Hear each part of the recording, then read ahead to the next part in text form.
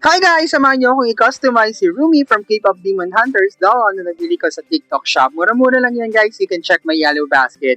Pangregalo din sa mga anak niyo, inaanak niyo, pamangkin niyo.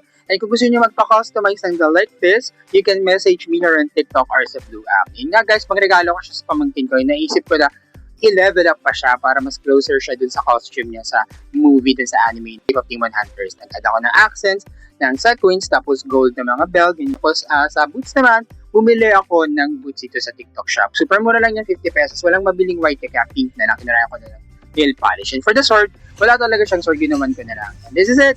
We're going up, up, up. So the moment, you know we're gonna be gone.